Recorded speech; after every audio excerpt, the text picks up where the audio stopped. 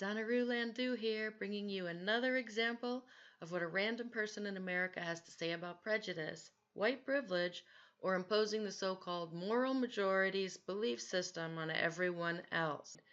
Realize that it is up to each of us to do something about it.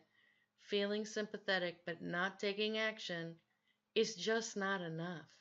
I'm talking to Kevin, who's from Joliet. We're talking in Bolingbrook, and he's going to share some of his experience with prejudice, but he prefers not to be on camera, so this is where he might be sitting otherwise. So pretend you see him and listen to what he has to say. Go ahead.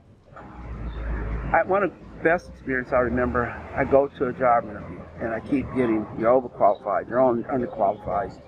And one day I had this job interview, and it was for a forklift operator, which I had done. And they didn't hire me. And I always think about this lady. I wish I'd have went back to see her, but she was a white lady, and after I didn't get the job, she called me at home one day and asked could I come in one day when I had time. She said, you didn't get the job, but she said, I need to see you.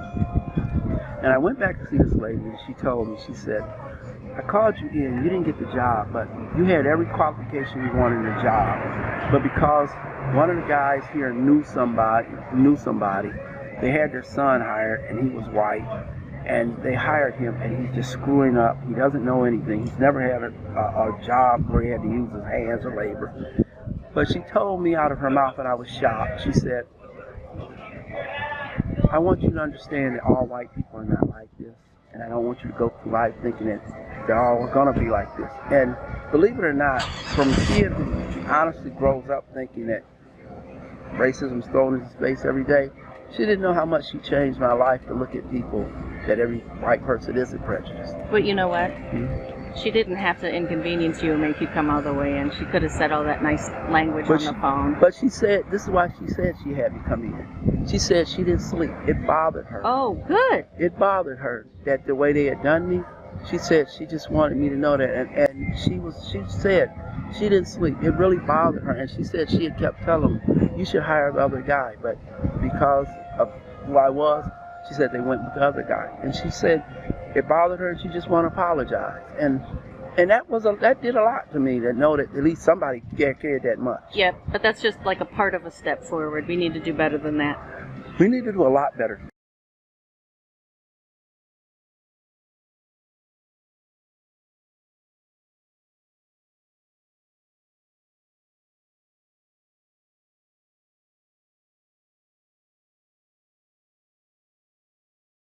So if that story angered, surprised, or upset you, ask yourself why or why not.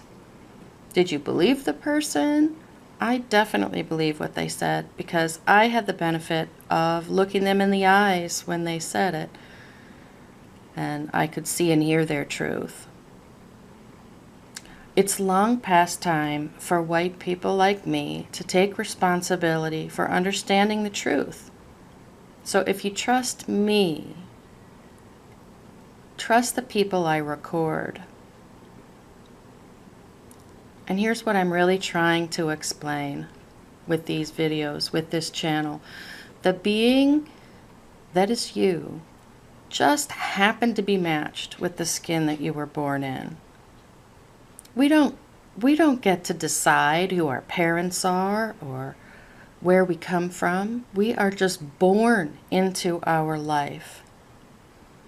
So white people, you could just as easily have been born black or brown, Muslim or Jewish, gay or transgender.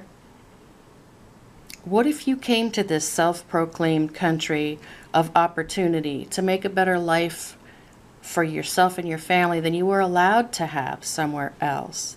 This country was founded on being a safe haven for the oppressed. So wouldn't you hope that if people abused or disrespected you or your family in this country, they would be held accountable? It's almost a silly question. I sure would. Who wouldn't? Who wouldn't?